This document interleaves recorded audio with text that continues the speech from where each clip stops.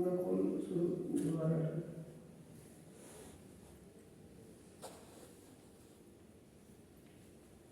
कभी है ये 4 भूम ऊंचे वृक्ष ऊंचे चबूतरे की शोभा अपरंपार है।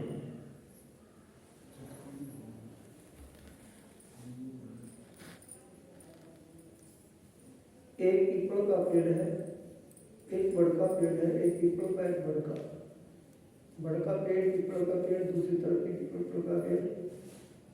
ये 4 भूम के हैं, चारों भूमों में हिंडोले गले हुए हैं। एक पेड़ के चारों तरफ 4 नहरें निकली हुई हैं, कोनों में पानी के 4 बच्चे हैं। एक पेड़ के टहले और दूसरे पेड़ के टहले होती मेहराबों में हिंडोले गले हुए हैं, चारों भूमों में। चौथी भूम के जो हिंडोला है वो नीचे आ जाता है, आत्मा उस पर बैठ जाती है, तो उसको लेकर के ऊपर चला जाता है। कहना नहीं पड़ता, स्वयं अपने आप नीचे आ जाते हैं, लेकिन आत्मा को बिठा करके ऊपर चले जाते हैं। इन हिंडोलों में अपने प्राण प्रीतम के साथ झूला झूलने का आनंद लेती है। ये जो पेड़ है, चौक है, जो 4 नहरों के बीच में, जो जिस चीज के चारों तरफ हो, चाहे गली हो, नहर हो, तो चौक माना जाता है। ये नहरों का चौक है। इन चौक के बीच में कमर भर ऊंचे चबूतरे पर बड़का पेड़, पीपल का पेड़, ये पेड़ आए हैं। कभी इन चबूतरों पर आकर के बैठती हैं आत्माएं, कमर भर ऊंचे चबूतरे हैं। कभी आत्माएं रेती में रमण करती हैं, रेती है ये, रेत रमण करती हैं। आपस में हंसी मजाक में एक दूसरे को पकड़ती है, एक दूसरे को भागती है, देखती हैं। पकड़ दौड़ की लीला बहुत ही ज्यादा एक विशेष है परमधाम। फिर झूला झूलती है अपने प्राण प्रीतम के साथ। ये लीला किस दिन की है? तीज की। ध्यान आप कभी भी कर सके, अगर अपने प्राण प्रीतम ये भाव जरूर लेना है कि मैं धनी की अंगना हूँ, इस अपने यहाँ के शरीर को भूल जाए कि मैं धनी की अंगना हूँ, मेरा स्वरूप भी मेरे प्रीतम जैसा नूरी स्वरूप है। जैसे आप उस भाव में जाने लगेंगे तो सबसे पहले अपने परात्म का ही आपको अनुभव होगा, अपने परात्म का ही साक्षात्कार होगा। और आत्म जो मूल स्वरूप अपने ताक कोई ऊपर आत्म सो पर आत्म लेके वीर से संकस। जो मूल स्वरूप है अपने जाको कोई ऊपर आत्म सो पर आत्म लेके वीर से संग कसम। अपने आत्मा के सच्चे मालिक के साथ अगर विलास करना है तो आत्मा का स्वरूप धारण करना है, अपने आप को आत्मा मानना है। ये आत्माएं धनी के साथ यहाँ तीसरी भूम में, उसमें तीसरी बड़ पीपल की चौकियों में अनेक प्रकार से लीलाएं करती हैं। रेती रमण में बगीचे हैं, खुले खुले पेड़ हैं, पेड़ तो बड़ा है, उसके फूलों के बगीचे व रेती का रमण, उनमें अनेक क्रीड़ाओं में ये क्रीड़ाएं भी है कि एक आत्मा की आंखों पर पट्टी बांध करके उसे कहती है कि मुझे ढूंढ लेगी, कि हाँ मैं ढूंढ लूंगी। फिर वो आत्मा उसका पल्ला पकड़ करके खींचती है कि ढूंढ लिया।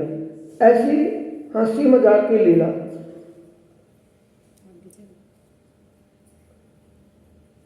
ये झूला झूलने की लीला, ये पेड़ों की बड़वाइयों में झूले लगे हुए हैं, ये बैठ करके झूल रही है, ये आत्मा झूलती हो वो देख रही है। इतना ही आनंद झूलने वालों को है, इतना ही आनंद देखने वालों को है। इन लीलाओं का ध्यान करेंगे, लीलाओं के साथ प्रीतम प्रेम, अपने प्राण प्रीतम साक्षात। जैसे हम लीलाओं में ध्यान करेंगे, लीलाओं का ध्यान करने में हमारा ध्यान भटकने का नहीं। मेन सी बात तो ये है, अगर सीधा हम ध्यान करेंगे पता नहीं कहाँ का कहाँ चला जाएगा। लीलाओं का ध्यान करेंगे, तीसरी वो अपना बड़ पीपल की चौकियों का ध्यान करेंगे तो बड़ पीपल की चौकियों में झूलों का ध्यान, आत्माओं का ध्यान, राज्य सामाजिक के युगल स्वरूप के झूले में झूलने का ध्यान। हर झूले में आत्माओं के साथ राज्य बैठ करके झूलते हैं। ये तीसरी भूमि बड़ पीपल की चौकियां तीज के दिन की लीला है। इसके बाद फिर आत्माएं कुंज निकुंज वनों में चली जाती हैं। कुंज निकुंज वनों में वो बन के जो महल हैं पेड़ों के महल बड़े सुंदर है, फूलों के, डालियों के, पत्तों के, वो जो उनके मकान बने हुए हैं। एक मकान में अगर थोड़े से फूल बिखेर दें, सुगंधित फूल, तो उनकी सुगंध आती है। और वो वहाँ महल, मकान, मंदिर फूलों के ही हैं। तो आत्माओं को, और फूलों के महलों में अंदर नहरें और चाहे बच्चे, इनमें फुहारे चल रहे हैं, पानी बह रहा है नहरों में, वो चीज़ सुगंध और शीतलता का एहसास दिलवाती आत्माओं को। अनुभव होता है जैसे हम सुगंधित हवा में घूम रहे हैं या बैठे हैं।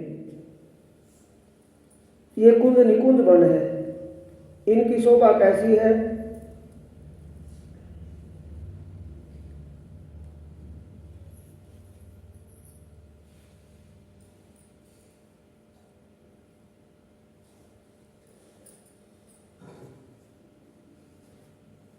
ये बाहर की शोभा है, ये मंदिर आए हैं, ये छत है मंदिरों की, और मंदिर किसके हैं, पेड़ों के, महल बने हुए हैं, दरवाजे भी हैं, आगे थंबों की हार है। यानी जैसे एक मकान बना हुआ है, मकान के सामने बरामदा बना हुआ है, तो ऐसे बरामदा, थंबों का मतलब है बरामदा, बरामदा बना हुआ है। उसके आगे फिर बगीचों की हार है, और बगीचों के चारों तरफ नहरें और फुहारे चल रहे हैं। बगीचों में महक, फूलों की, फलों की महक, सुगंध है और शीतल हवा है। फिर अंदर उसके और भी आगे एक कमर भर ऊंचा चबूतरा है, चबूतरे के बीच में पानी का कुंड है, और चबूतरे पर चारों तरफों 3-3 सीढ़ियाँ उतरी हैं ऊपर जाने उतरने चढ़ने के लिए। ये सीढ़ियाँ हैं। इस चबूतरे के ऊपर आत्माओं के लिए गिलम बिछी हुई है, और गिलम के ऊपर कुर्सियाँ और राजश्यामा युगल स्वरूप के लिए सिंहासन लगा हुआ है। यहाँ बैठती हैं तो पास में भी पानी में कुंड है, कुंड में इसमें पानी है, और बाहर भी बगीचों में, बगीचों के चारों तरफ नहरें या फुहारे चल रहे हैं। तो सुगंध और शीतलता का आनंद लेती हैं। पहले बट पीपल के उन पेड़ों में झूलों में झूलती हैं, उसके बाद कुंज निकुंज वन में भ्रमण करती हैं, फिर पकड़ दौड़ की लीला। एक हाथ रोकना है घेर कर ये सिंहासन है युगल स्वरूप के लिए। बोलिए सुंदर साजी, सिंहासन किसके लिए है, राजश्यामा जी के लिए है। तो राजश्यामा जी का श्रृंगार शोभा का ध्यान यहाँ लीला में कर सकते हैं, नहीं कर सकते हैं, हो सकता है ना। ये तो नहीं कि मूल में, वो तो छुपाई वाणी में, तो अनेकों छुपाई है वाणी की, मतलब बात में अगर एक बात पर चलेंगे तो रूढ़वादिता बन जाएगी। वैसा करेंगे तो रूढ़वादिता बन जाएगी। जैसे दुनिया वाले शंकर भगवान का ध्यान करते हैं, कोई विष्णु का ध्यान करता है, कोई किसी का ध्यान करता है, उसके वैकुंठ का ध्यान करता है और विष्णु का ध्यान करता है, वो वैसी रूढ़वादिता अपने बन जाएगी। हमारी लीलाएं जो है वो वैकुंठ में नहीं है। हमारी जो आत्माओं की जो लीला है परम धाम में, वो वैकुंठ में, शून्य निराकार में, दुनिया में कहीं भी नहीं है। उन लीलाओं का ध्यान करने से क्या उपजेगा, अंदर प्रेम उपजेगा। प्रेम का मतलब है वो शोभा अंदर बसेगी। Love is God, God is love, प्रेम ही ब्रह्म है, ब्रह्म ही प्रेम है, प्रेम ब्रह्म दो एक है। तो वो लीला, ये परम धाम की शोभा, परम धाम क्या है, परमात्मा के दिल का ही प्रगट रूप है। परमात्मा का दिल का प्रगट रूप परम धाम है। परम धाम में जो शोभा है वो सारी परमात्मा के दिल की शोभा है। पूर्ण स्वरूप आपका दिल आएगा। पूर्ण स्वरूप कैसे आएगा, चरण कमल से शीश कमल तक के उनके अंगों में कैसे वस्त्र पहने हुए हैं, कैसे आभूषण पहने हुए हैं, वो तो है ही। उसके साथ साथ परम धाम भी उन्हीं के दिल का प्रकट रूप है। परम धाम की लीलाओं का ध्यान करेंगे तो वो प्रेम उपजने में, इश्क आने में देर नहीं। फेर फेर सूरत साधिए, धनी चरित्र सुख चैन, इश्क आए देर कछु नहीं, कुछ भी देर नहीं है। इश्क आए देर कछु नहीं, खुल जाते हैं निज आत्म दृष्टि खुल जाएगी। हमारी सुरता एक अंदर लगन लग जाएगी, अंदर दिलचस्पी पैदा हो जाएगी। दिलचस्पी बिना, रुचि बिना कोई भी काम हल नहीं होता। चौरस देहरान की शोभा दिखाई दी।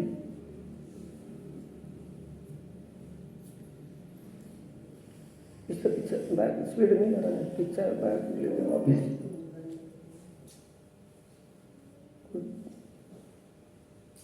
हो सरस कुंड की अपार शोभा है। कुंड ये देखना, ये कुर्सियां हैं आत्माओं के लिए, ये सिंहासन है, सिंहासन के आगे नूर की चौकियां रखी हैं, दो पाँव रखने के लिए चरण कमलों पर रखते हैं, यहाँ बैठते हैं। जैसा सिंहासन मूल मिलावे में, ऐसा सिंहासन यहाँ लीलाओं में भी हुई है। मूल मिलावे की भी लीला है और बाढ़ की भी लीला है। जिस भी लीला का ध्यान करेंगे, जहाँ का भी ध्यान करेंगे वहीं का कर सकते हैं, कोई पाबंदी वाली बात नहीं है। जिसको जो भी रुचे दिल में, जो जिसको दिल में बसे भावे, और जिस श्रृंगार में आप चर्चा में सुन रहे थे दोपहर वाली चर्चा में, जिस श्रृंगार में भी आप राज्य का ध्यान करना चाहोगे उसी में कर सकते हैं। 4 हार भी हैं श्रृंगार में, 6 हार भी हैं श्रृंगार में, और 5 हार भी हैं श्रृंगार में।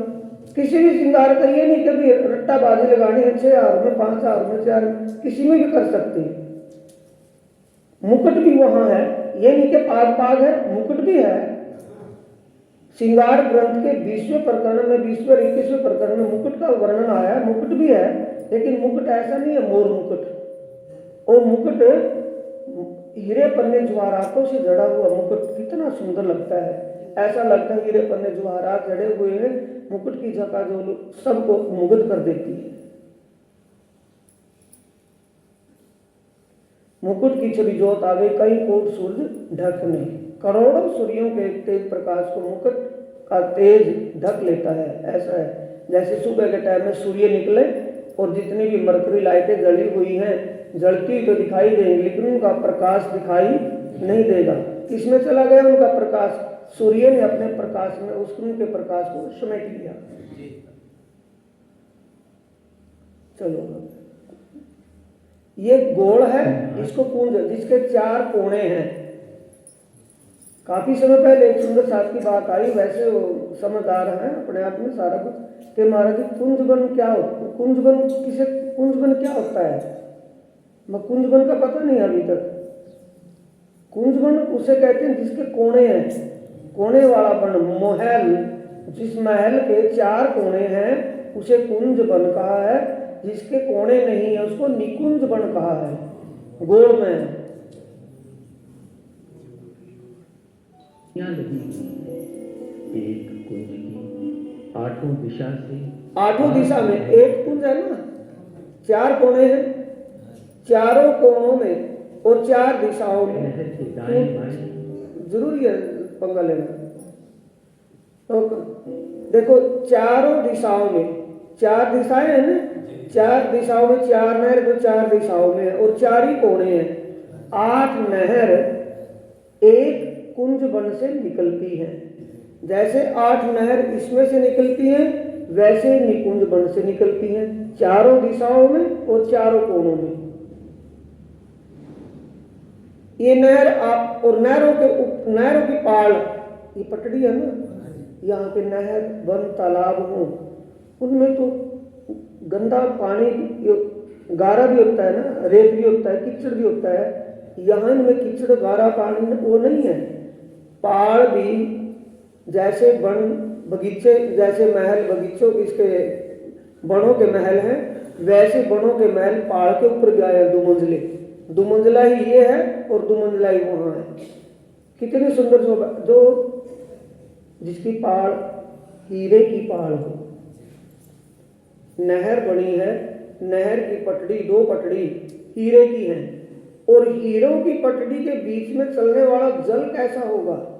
मोती के समान है। कितना सुंदर, कितना स्वच्छ जल है जो उसमें बहता है। तो ये आत्माएं यहाँ आकर के रंग महल के आनंद को भूल जाती है। किस आनंद में खो जाती है? कुंज निकुंज बनों के आनंद में, सुगंध में, शीतलता में इतनी मुग्ध हो जाती हैं। राज्य जब चलने का समय तो तब बोलते हैं कि अब तो रंग महल में चले, फिर रंग महल की बात याद आती है कि अब चले, तो उसे कहते हैं अखंड आनंद, अपार अखंड आनंद है।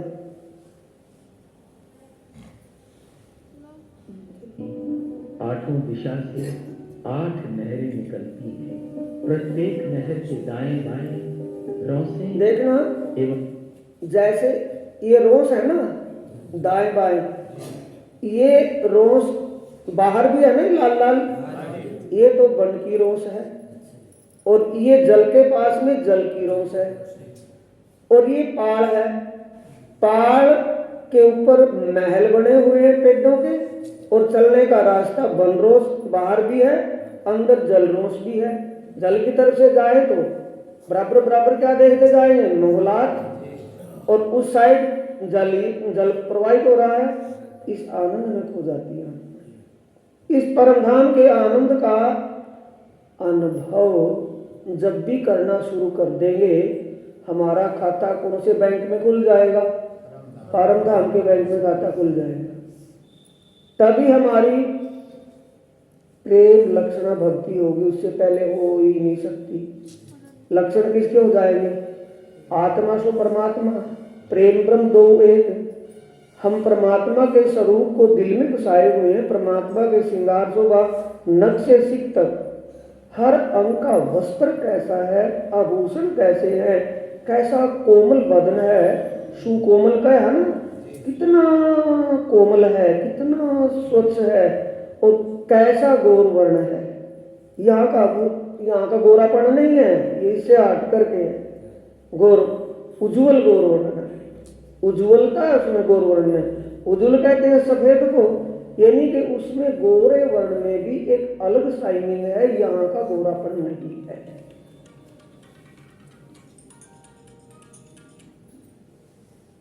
शोभा है। अभी देखो कुंजवन के मंदिर, सिंहासन, हिंडोले, सुखसेज और सब कुछ उसमें है।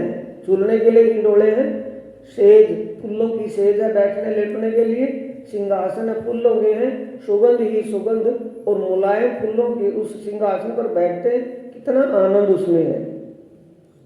कुंजवन ये निकुंज बना है, इसका कोई कोना तो नहीं ना, कुएं के समान है।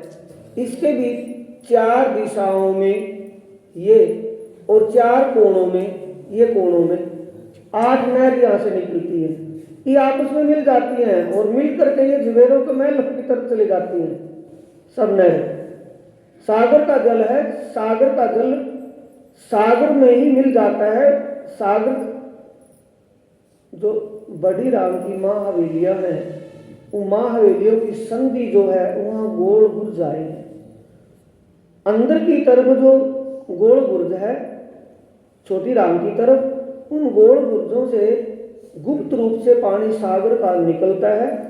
जैसे अब यहाँ खड़े होकर देखें तो छोटी राम की तरफ मुख करके खड़े हों तो बाईं तरफ के गुर्ज में से नीचे से गुप्त रूप से पानी निकलता है, और परमधाम में सभी जगहों में लीला करके वापिस दूसरे गुर्ज के नीचे से अंदर प्रवेश कर जाता है। बाहर भी जल ही जल और अंदर भी जल ही जल, कोई कमी नहीं पड़ती किस कहीं भी। ये सारा जल सागरों का जल है, जो कुंज निकुंज गुणों में नहरों के रूप में दिखाई दे रहा है ना, और जुबेरों के महलों में फिर जुबेरों के, जुबेर का मतलब है हीरे का महल। हीरे के महल में छत से ऊपर से पानी नहरों के रूप में चलता हुआ दिखता है, पतनाले के रूप में, फिर नीचे धाराओं के रूप में गिरता हुआ दिखता है। दीवारों से, छतों से, उनके ये गुर्जों से पानी नीचे आता दिखता है, नहर किनारे चलती दिखती है। सारा जल किसका है? सागरों का। सागरों का जल अपने जल क्रीड़ाएं दिखाकर, खेल करतब दिखाकर के आत्माओं को रिझाता है। और सागर का रूप किसका है? राज्य का। परम धाम में जो भी दृष्टिगोचर होता है, जो दृष्टिगोचर हो रहा है, सब परमात्मा का ही स्वरूप है। वेद ने कहा है ना, वेदांत का कथन है, सर्वे खलो इदो ब्रह्म। जो कुछ भी दृष्टिगोचर हो रहा है वो सारा ब्रह्म का स्वरूप है। वो मंत्र, वेद का मंत्र तो वहां के लिए कह रहा है, और वेदांत उसको यहाँ घटा रहे हैं। अहम ब्रह्म अस्मि, मैं ब्रह्म हूँ, तत्त्वमसि, तुम भी वही ब्रह्म रूप हो। अयम आत्मा ब्रह्म, जितनी आत्मा है सारे ब्रह्म का स्वरूप है। और यहाँ के लिए नहीं है, वेदांती कहाँ घटा रहे हैं? यहाँ कि मैं ब्रह्म हूँ, तू भी ब्रह्म है। अगर मैं ब्रह्म हूँ और दूसरा भी ब्रह्म है तो अज्ञानता क्यों है? सही। और बुढ़ापा और बचपना और जवानी ये डरती क्यों है? ब्रह्म तो सदा किशोर स्वरूप में है, वो तो अज्ञान नहीं है, तो ज्ञान किसको करवाया जा रहा है? अगर ब्रह्म है तो ब्रह्म को ज्ञान करने की कौन सी आवश्यकता पड़ी है?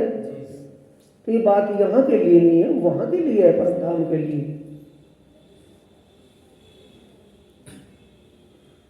अंतर केवल इतना ही है कि निकुंज गोल आया है और इसका कुंड ऊपर से वही है ना, वैसे ही अंदर बगीचे भी हैं, चला के निकाल लो।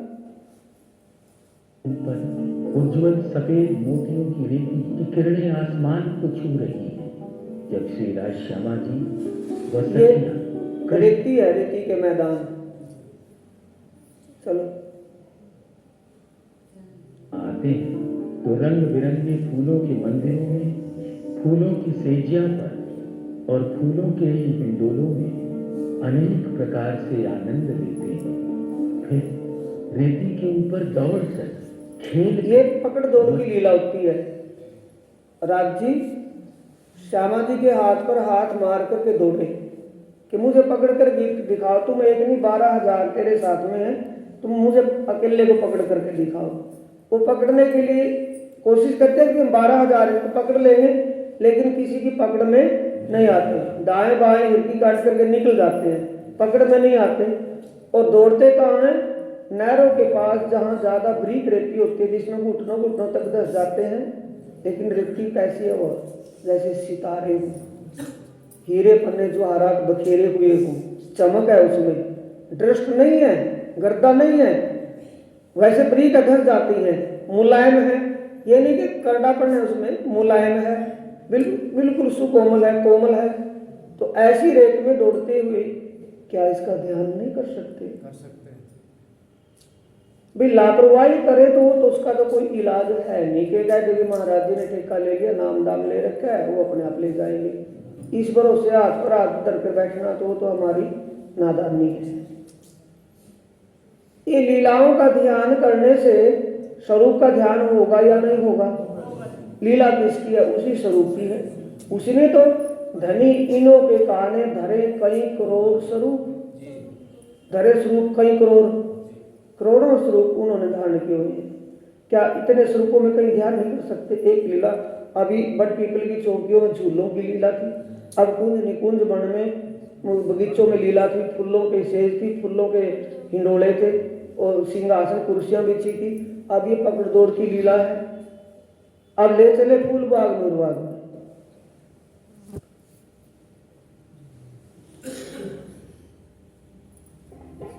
रंग महल से लगता हुआ पश्चिम दिशा में यहाँ चौथ को आते हैं, दूज तीज चौथ। तीज को तो बट पीपल की चौकी कुंज निकुंज बनों में, और चौथ के दिन फूल बाग नूर बाग में। फूल बाग ऊपर है, नूर बाग उसी के नीचे है। इतनी लंबाई चौड़ाई में फूल बाग है, उतनी लंबाई चौड़ाई में नूर बाग है, दोनों ऊपर नीचे है। नहरें और पानी के फुहारे चाहे बच्चे वैसे ही उसमें दोनों में, उसमें भी और उसमें भी। नूर बाग में थंब नूर के आए हैं, इतना अलग अंतर है उसमें। फूल बगीचे एक समान है, जिसमें 10 बगीचों की 10 हारें आई हैं। इन बगीचों की 100 बगीचे हैं, 10 बगीचों की 10 हार, 10 ताए 100 बगीचे हैं। 100 बगीचे फूल बाग के और 100 ही बगीचे नीचे नूर बाग के। कौन से दिन आते हैं? चौथ में। तो अब इस कैसे हैं बगीचे? वो ये शोभा में देखनी है, लीला भी क्या होती है सब देखना। फूलों में 6 बच्चे हैं, एक बड़े बगीचे में 16 छोटे बगीचे हैं। प्रत्येक बगीचे में बगीचों में बगीचे, एक तो बगीचा बड़ा हो गया, बाग बड़ा हो गया, और बाग में अंदर और फुलवारी और छोटे बगीचे और भी अनेक है। जैसे अमरूदों का बगीचा अलग है, छोटे पेड़ों का अलग है। तो ऐसे ही उस बागों में एक में 16 है, एक बगीचे में 16 है। और बगीचे बड़े कितने? 100, और एक में 16 हो गए ना। तो ये फूलों की शोभा वहां की है, फूल बाग नूर बाग की। ये इतनी मेहनत राज जी ने जिनके ऊपर कृपा करी, जिन्होंने इन सीनरियों को तैयार किया, वाणी के अनुसार ही करना पड़ा। जब वाणी के अनुसार ही वैसा ही किया, उसमें कम ना ज़्यादा, तो वो धारणा के लिए आसान हो गया ना कि वहाँ ऐसा है फूलबाग नूरबाग में, वहाँ फुलवारी इतनी खिली हुई है, वहाँ अनंत है। उस अनंत को, अनंत बात को लेकर तो धारणा करनी है। समझने के लिए ज्ञान रूपी ये आपको मिला है। ब्रह्म ज्ञान कितना आसान है। जब 400 साल पहले ये वाणी नाजिल हुई थी और ब्रह्म मुनि प्राणनाथ जी के साथ में थे, उन ब्रह्म मुनियों को सिर्फ सुनकर के समझना और फिर अपना ध्यान लगाना कठिन होगा। अब देखने को मिल गया, अब समझने को मिल गया, अब कठिन नहीं होना चाहिए। ये लापरवाही तो अपने आप की लापरवाही रह जाएगी, अपना जीव ही भटकता रह जाएगा। मानव का तन मिला, लेकिन मानव का चोला पा करके अगर हम नहीं कर पाए अपने जीव का उद्धार, तो फिर कैसे होगा। कई रंगों के खुशबूदार फूलों के वृक्ष अपार शोभा के साथ आए हैं। रंगमहल की तरफ जो पहली नहर है, उसमें 3000 चहबच्चे और हर चहबच्चे में 5-5 कौवा। अब ये बगीचे हैं, बड़ी नहरों के बगीचे, इनके फुहारे बहुत ऊंचे ऊंचे तक उछल करके दूसरे उसमें चहबच्चे में पानी के कुंड में गिरते हैं। एक कुंड में से दूसरे कुंड में जा करके, तो यार क्या होनी चाहिए, ठंडक होनी चाहिए ना, शीतलता। और फूल वैसे हैं, अनेकों किस्म के फूल हैं, अनेक प्रकार की सुगंध उनमें से है। तो आत्माएं जब झरोखे में बैठती हैं ऊपर रंगमहल में, तो उस पछुआ की दिशा में से सुगंध ही सुगंध आती है, आनंदित हो जाती है ऊपर झरोखे में बैठे हुए। थोड़ा चला वो है फूलबाग की उत्तर, दक्षिण और ये पश्चिम देखना, फूल बाग के पश्चिम में, दक्षिण में, उत्तर में बड़े बन के पेड़ आए हैं। और बड़े बन के पेड़ 5 भूम ऊंचे हैं, 5 भूमों में हिंडोले ढले हुए हैं। जब आत्मा फूल बाग नूर बाग में भ्रमण करने के लिए, घूमने के लिए आती है, तब पहले झूलों में झूला झूलती है। बड़े बन के पेड़ है ना, ये बड़े बन के पेड़ों में 5 मंजिलों में हिंडोले झूले हुए हैं। इन हिंडोलों में आत्माएं झूला झूलती हैं। वहाँ उन वनों में रहने वाले पशु पक्षियों से बातचीत करती हैं। अनेक प्रकार की लीला के बाद फिर फूल बाग नूर बाग, ये फुहारे चल रहे हैं, इन 6 बच्चों के पास बैठती हैं, वो फुहारे लगती हैं, ठंडी ठंडी फुहारे लगती हैं, फुहारों में आनंद लेती हैं। ये फूल बाग नूर बाग की शोभा है। इसके ये पश्चिम में, उत्तर में और दक्षिण में फूल बाग नूर बाग के इसके बड़े बन के पेड़ आए हैं। ये बड़े बन के पेड़ कहाँ से आए? वटघाट से। 5 पेड़ों की कतार बड़े बन से पेड़ों से यहाँ घूम करके और फूल बाग नूर बाग की 3 दिशाओं से घूम करके फिर लाल चबूतरा है ना, लाल चबूतरे के सामने से होती केल पुल पर आ गई है। वहाँ जमुना के ऊपर से गई थी और जमुना के ऊपर फिर घूम करके आ गई है।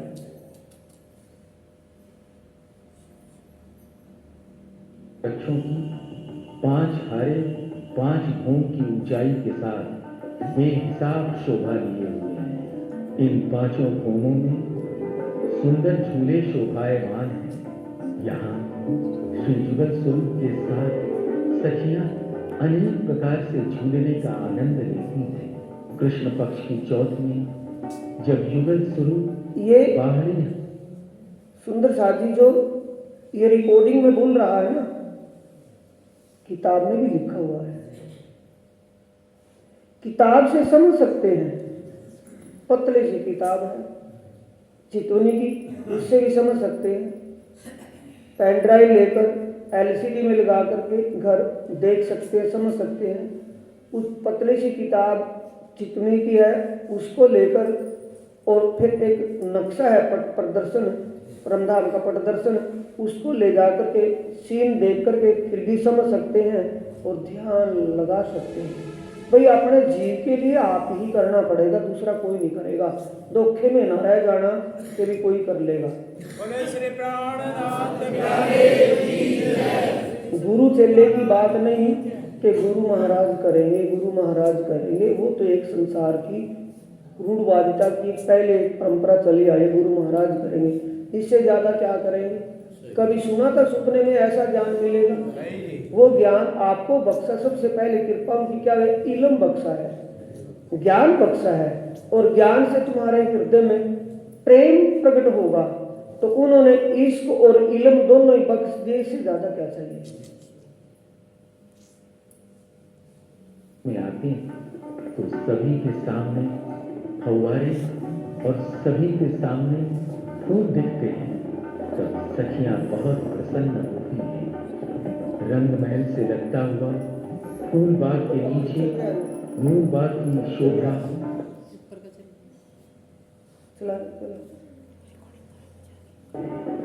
नूर बाग में जाने के लिए रंग महल के बाहरी हार मंदिरों के पाखे की दीवार में से 10 सीढ़ियां, ये रंगमहल के बाहर की दीवार जो पछीत पाखा का में पछीत रंगमहल से पछीत पड़ती है ना पश्चिम से, तो उसमें से 10 जगह से सीढ़ियां उतरी है।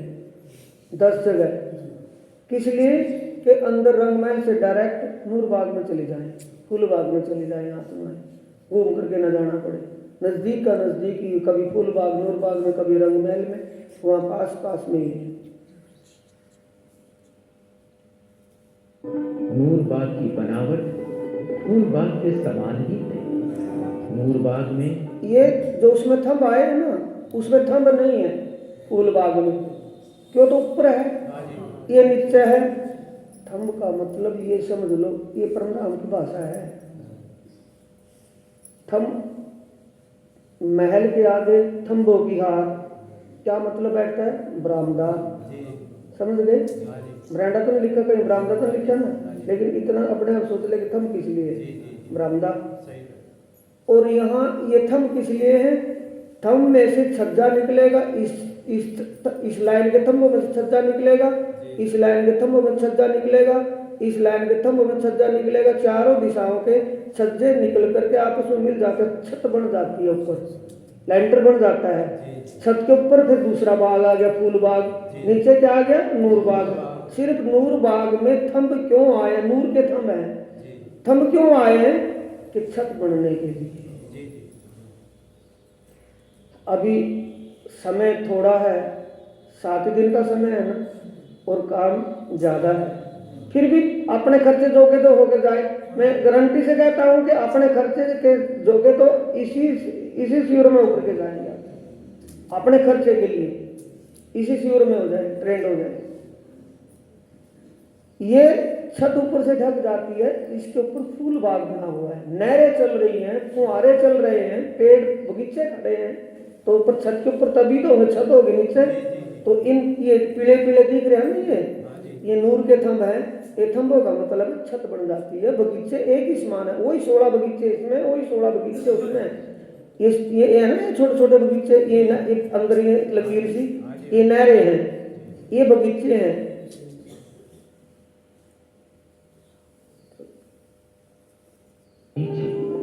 नहरें, चहबच्चे, फव्वारे इत्यादि शोभा ले रहे हैं। अंतर केवल इतना है कि नूर बाग में 66,000 नूर के थंब आए हैं, इसीलिए इसे नूर बाग कहा जाता है। नूर बाग में चारों तरफ फव्वारे ही फव्वारे चल रहे हैं, रंग बिरंगे फूल खिले हुए हैं। फूलों की खुशबू से सारा परम धाम महक रहा है। इस तरह से नूर बाग का दृश्य फूल बाग की भांति ही मनमोहक छटा बिखेर रहा है। यहाँ भी श्री राज श्यामा जी वो हम सखियां हास विलास की लीला करते हैं।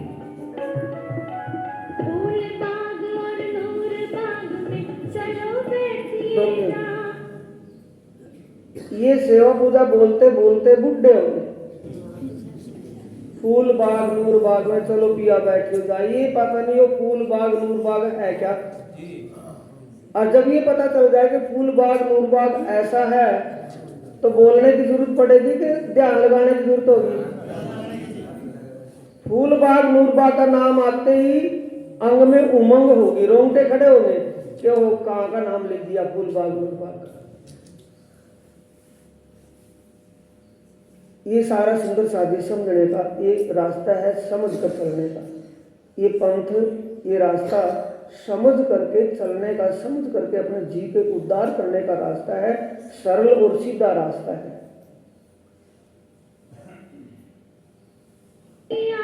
सुगंध की वास रही महकाए, मारा वाला ही चलो जमुना जल जे, मारा वाला ही चलो जमुना जल जे। पश्चिम चौगान नूरबाग के पश्चिम में अन्न अनबन और दूध दलीचे, नहरों व बच्चों की शोभा नूरबाग के समान ही है। इसमें अनेक प्रकार के अन्न, मेवे तथा शाक तरकारियों के खेत लहरा रहे हैं। मध्य के छोटे बच्चों के ऊपर गगुरियां आई, गुम्मटों के ऊपर स्वर्ण कलश एवं ये झंडे अन्न के बन पताके। है, अन्न के बगीचे, अन्न के बन, अलग अलग बगीचे, छोटे छोटे से बगीचे, कोई अन्न का है, कोई सब्जी का है, कोई फल का है, रसीले फलों का है, कैसा है, अलग अलग अलग अलग। दूध दलीचा अन्न बन से लगता हुआ पश्चिम दिशा में मनोहारी ये रंग बिरंगे दूब के दलीचे हैं। जैसे शहरों में कहीं भी, गांव में भी कहीं भी दूब लगा लगती है ना घूमने के लिए, सुबह सुबह घूमेंगे उसमें उस पर, तो वह मुलायम मुलायम ऐसी अपनी दूब है, ऐसी नहीं है, मुलायम मुलायम सी दूब है। तो वहाँ भी अनेक जाति की, अनेक नस्ल की वो दूब और रंग बिरंगी है। वो दूब दलीचों में जब आत्माएं जाती हैं, उछलती हैं, कूदती हैं, बैठती हैं, तो बड़ा आनंद आता है उनमें। गद्देदार है, जैसे गद्दे में कूद रहे हैं। चलो, इसके बगीचे फूलबाग के समान ही मनोरम है। यहाँ अनेक रंगों के दूबों के बगीचे, नहरें वही है, बगीचे भी उतनी है, 16 बगीचे हैं, 4 बगीचों की 4 हारे हैं। प्रत्येक बगीचे के चारों कोनों के बच्चों में देहुरियां आई हैं, जिन पर गुम्मट, कलश, ध्वजा की बेशुमार शोभा है। फन बिगड़ के जोजनी, जानो जरी खुली। परिक्रमा ग्रंथ में जो वाणी में लिखा है वही सीन वहाँ है। ये राज्य ने कितनी बड़ी सेवा ली होगी उन विद्वानों से जिन्होंने इसको तैयार किया होगा। चौपाई के अनुसार वो सीन तैयार करवाना कितना समय लगा होगा, कितना खर्च होया होगा, टाइम लगा होगा।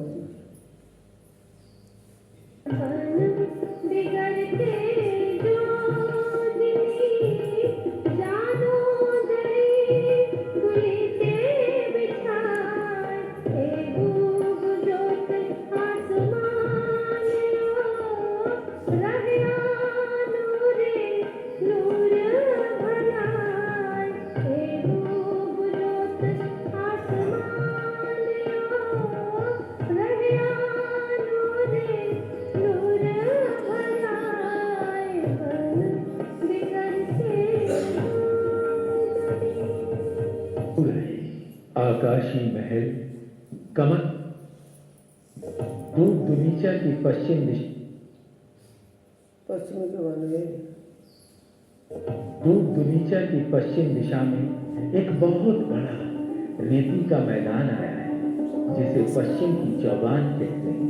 यहाँ पर अनेकों प्रकार के रंगदार मोतियों की रेती के चौक बने हैं, जिनकी अपार तेज राश थम्ब रूप होकर आकाश में टकराती है। जब कृष्ण पक्ष की पंचमी को श्रीराज जी ये किताब में भी लिखा है, ऐसा जो बोल रहा है ना, वो किताब में भी लिखा है। पढ़ने में और समझने में अपनी जरूरत है। अगर मौका हो पढ़ने का तो उस किताब को पढ़े, देखने का पट दर्शन लेकर के जाएं। यहाँ LCD में अपने जो पेन ड्राइव लगा करके देखें, वो आपकी जैसी इच्छा समझने के लिए तरीके सारे हैं और करना आपको है। या पंचमी के दिन यहाँ आते हैं, चौथ को फूलबाग में एक कृष्ण पक्ष चल रहा है ना, शुक्ल पक्ष तो बता दिया था, चांदनी तक बता दिया था, रंगमाई की चांदनी तक, पूर्णमासी तक। और अब कृष्ण पक्ष चला हुआ है। कृष्ण पक्ष में पड़वा के दिन तो पाठ घाट पे थे, दूज को बट पुल पे, तीज को बट पीपल की चौकी और कुंजनी कुंज बन में, और चौथ को फूलबाग नूरबाग में, पंचमी को पश्चिमी की चौगान में। पश्चिमी की चौगान में क्या लीला होती है? हाथी पर तो युगल स्वरूप को विराजमान करते हैं, हाथी अपने ऊपर बिठाते हैं युगल स्वरूप को। एक आत्मा सेवा में सारथी के रूप में बैठती है हाथी को चलाने के लिए। हाथी मन की बात जानते ही आत्मा रूप है। आकृति कैसी है? पशुओं जैसी।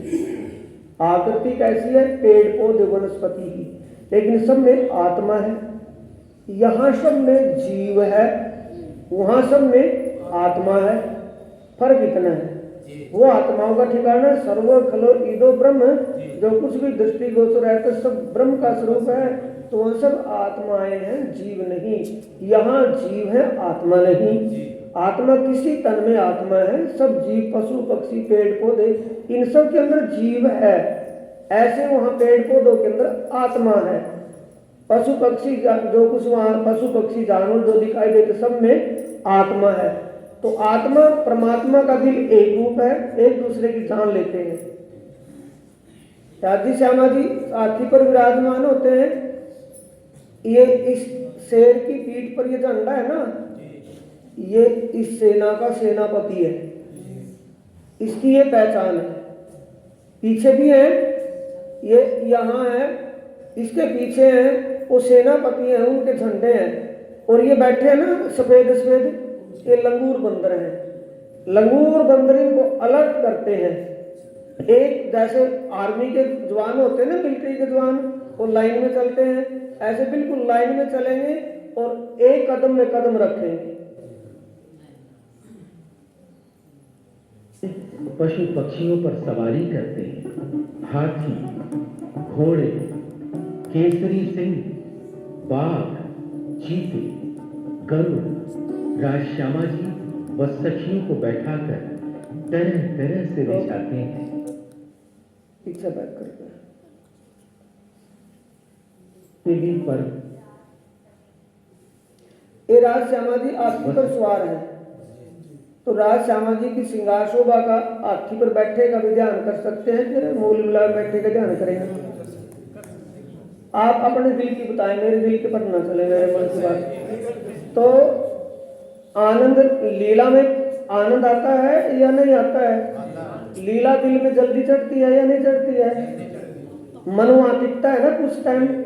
लीला के अनुसार हमें जल्दी प्राप्ति हो जाएगी। मैं वो सब कहाँ आए हैं? ट्यूशन में आए हैं ना। शिविर का मतलब है ट्यूशन। ट्यूशन में शॉर्टकट के मेथड बताए जाते हैं ना, सारे सवाल हल हो जाए, थोड़े में पढ़ा आ जाए। तो आपको वैसे ही ये इसमें बताया जा रहा है कि आप लीलाओं का ध्यान करेंगे, स्वरूप का ध्यान वहां भी कर सकते हैं जहां भी हो।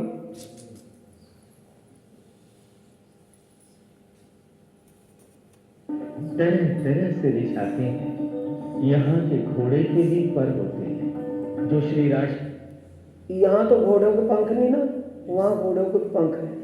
वो आत्मा को बिठा करके आसमान में चले जाते हैं, दिखने भी बंद हो जाते हैं। जैसे कबूतर को उठाते हैं ना कबूतरबाज, और वो इतने ऊंचे चले जाते हैं कि दिखने भी बंद हो जाते हैं, 2-2 दिन में उतरते हैं ऊपर से। तो ऐसी गति इन घोड़ों की भी है।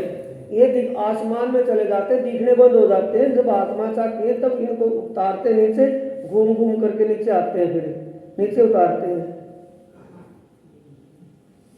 लेकर आसमान में उड़ चलते हैं और अनंत सुख प्रदान करते हैं। सखियां जानवरों पर सवार होकर अनेक प्रकार से खेल रामते करते हुए आनंद विभोर हो जाती हैं। ये इसकी पीठ पे भी आना, यूं बीच में खड़े आना, यूं आगे तो शेर है, पीछे ये बाघ है, फिर चीते हैं। इनके सेनापति माने जाते हैं। जैसे सेनापति इशारा करेंगे वैसे वो चलेंगे, वैसे उसी समय वैसे ही बिल्कुल। और इनको सबको अलर्ट करने के लिए लंगूर बंदर है।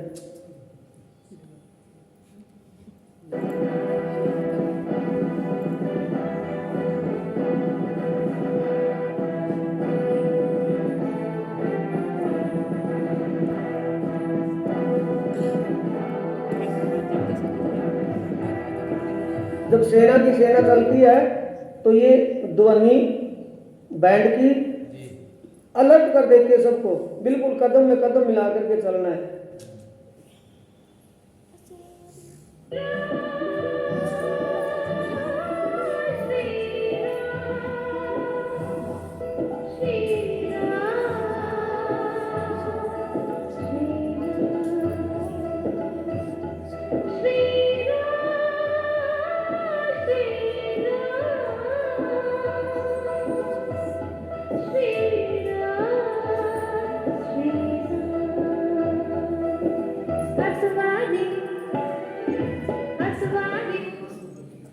ये परिक्रमा ग्रंथ के प्रकरण 21 की पहली चौपाई है।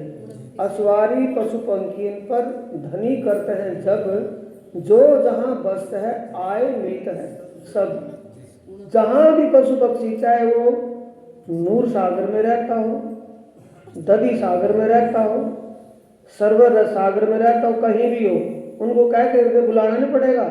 उनको पता है कि धनी अब अपनी आत्माओं को लेकर के सवारी करने के लिए आएंगे। रेती का बड़ा मैदान है, उसमें अनेक प्रकार से दौड़ लगवाती है, उनके पशुओं की एक दूसरे को दौड़ाती है, खूब आपस में कंपटीशन में लीला होती है। आसमान में उड़ने वालों को आसमान में दौड़ाते हैं, तो ये आत्माएं वहाँ अनेक प्रकार का आनंद लेती हैं। तो उनको बुलाना नहीं पड़ता, जहाँ भी जो रहता है वहाँ से तुरंत पहले ही आकर के खड़े हो जाते हैं।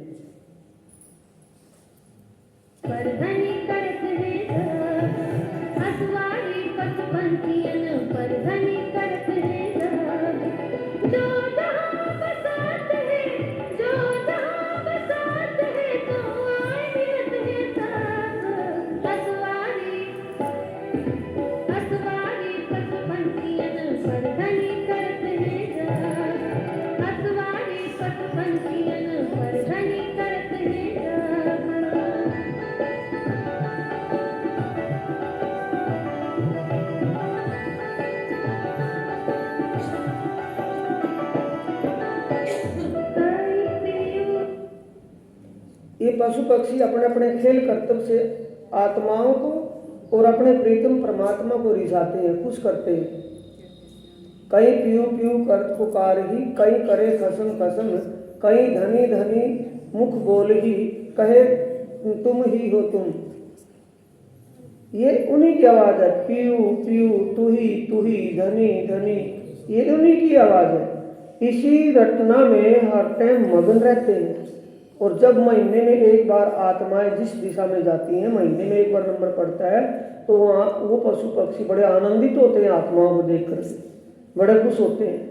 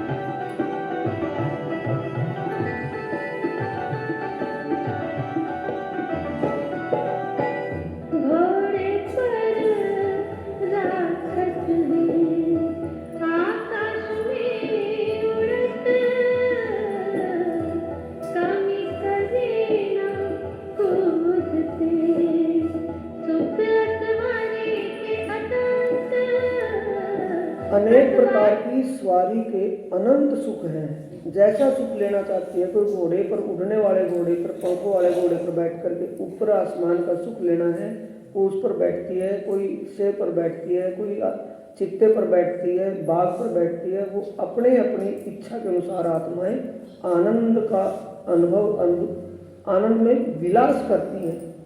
अनुभव यहाँ ध्यान की दृष्टि से होगा और विलास वहाँ नूरी तन से होगा। असवारी पशुपंखियन पर धनी करत है। चबूतरा रंग महल ये के उत्तर पंचमी के दिन तो पश्चिमी चौगान में और छठ के दिन ये लाल चबूतरे पर लाल चबूतरा 40 हांस में आया है।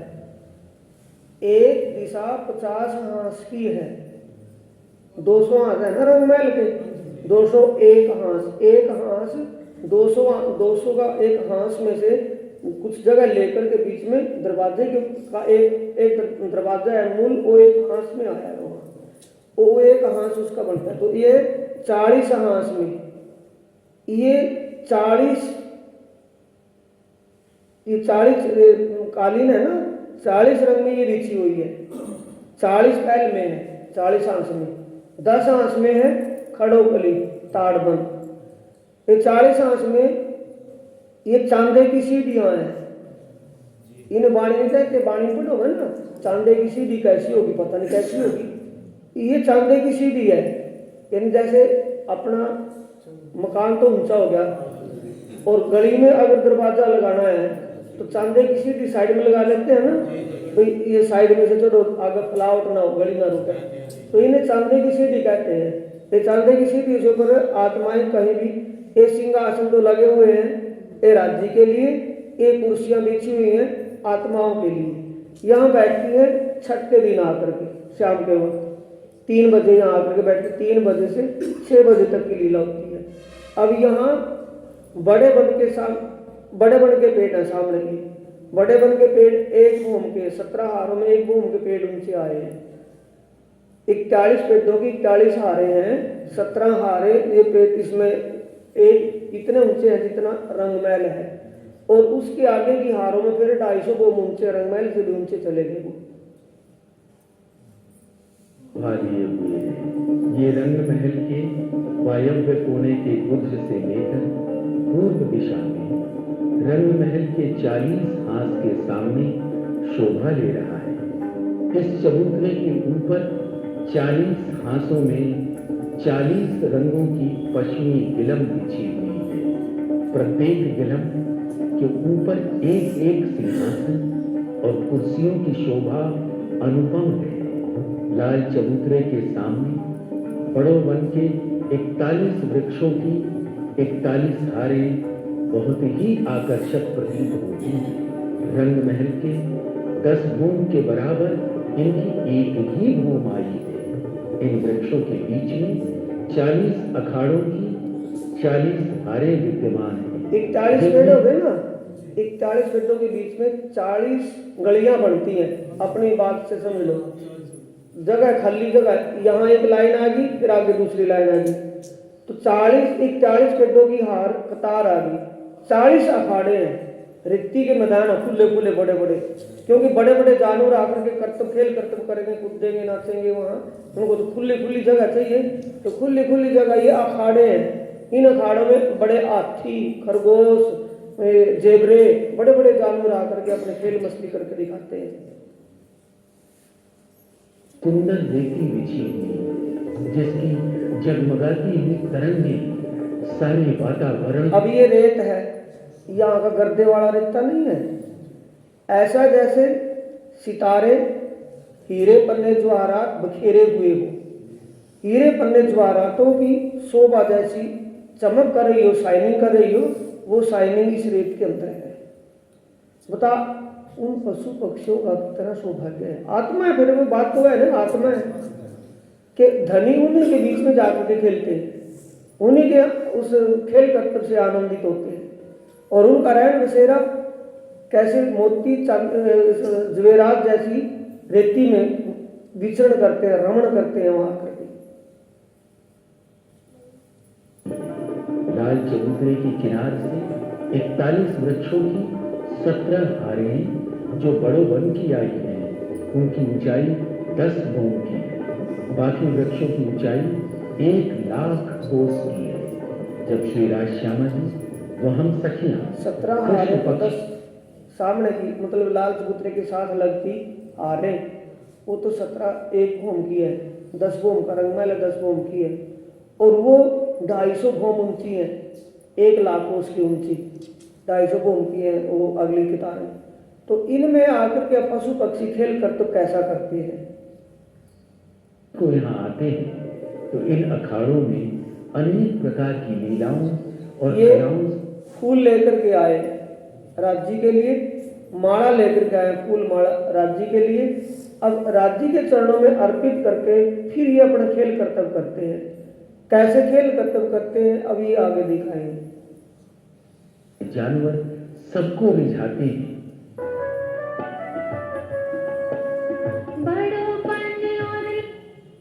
ये सेवा पूजन बोलते हैं ना, बड़े बन लाल चबूतरा चलो पिया बैठिए जाए। अब बड़े बन का ज्ञान अब तक हुआ नहीं हो, और जिसको अभी नया नया साल 6 महीने से सुंदर साहब जुड़ा हुआ हो और उसको बड़े बन लाल चबूतरे का ज्ञान हो गया हो, और जो 40 साल पहले से नाम दाम लिए बैठा हो और उसको लाल चबूतरे का पता ना हो, तो क्लास में आगे कौन मेहनत किसकी आएगी। तो सुंदर साहब जी अब समझने का समय आ चुका है, वक्त कयामत आ चुका है। ज्ञान का प्रकाश दोपहर के सूर्य के समान प्रकाशित हो रहा है। बोलो श्री प्राण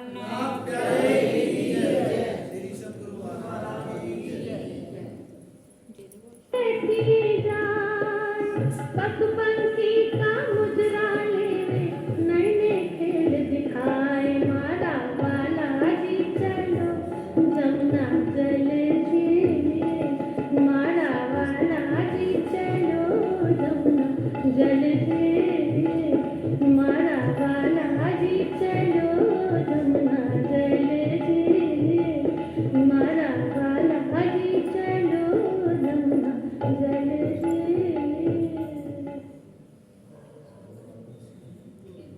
चलाओ। ये खरगोश और हाथी की हाथी, लड़ाई तो बहुत ही मजेदार। लड़ाई का मतलब कुश्ती करने के लिए।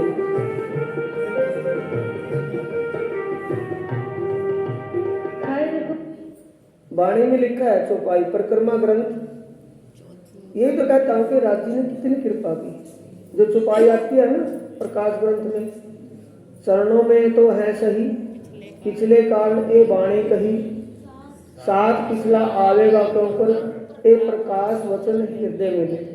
पिछले सुंदर साथ के लिए कितना आसान समय आया है, और जो पहले अव्वल में थे प्राणनाथ जी के साथ पन्ना में रहे 5 साथ सुंदर साथ, उनके लिए कितना कठिन होगा इस वाणी को समझना। समझ कर फिर ध्यान लगाना, वहाँ मन को एकाग्र करना, ना देखा हो ना कभी सुना, पहली बार सुना और वहाँ उनका ध्यान एकाग्र हुआ, तो कितने असीम कृपा होगी राज्य की उनके ऊपर। आज इतना सरल हो जाने के बाद भी हमारे पास समय नहीं है उसमें ध्यान लगाने के लिए।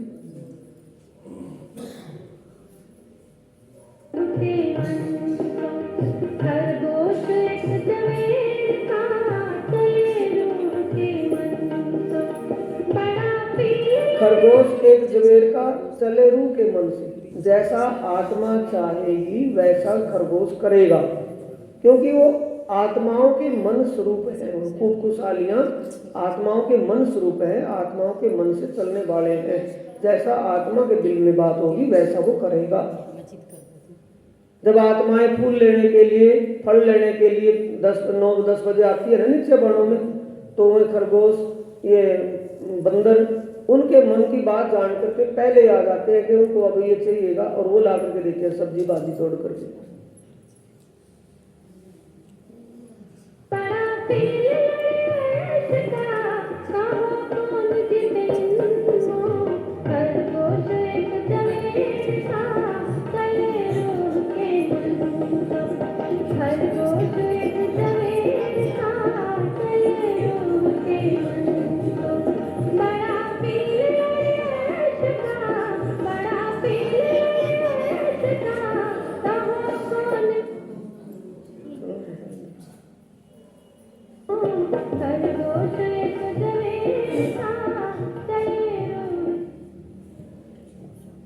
सुंदर सार जी, के खूब लाल चबूतरे की ये छठ के दिन की लीला है।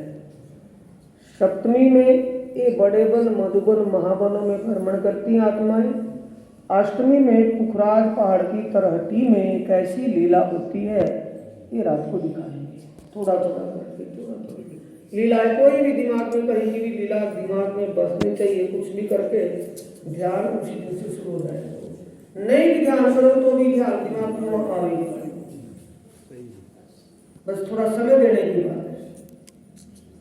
बोलो श्री प्राणनाथ प्यारे की जय, श्री सतगुरु महाराज की जय। चौपाई बोलेंगे। सुरत साधिए धनी चरित्र सुख चैन, इश्क आए देर कछु नहीं, खुल जाते निज नैन, खुल जाते निज नैन, बोलो श्री प्राणनाथ प्यारे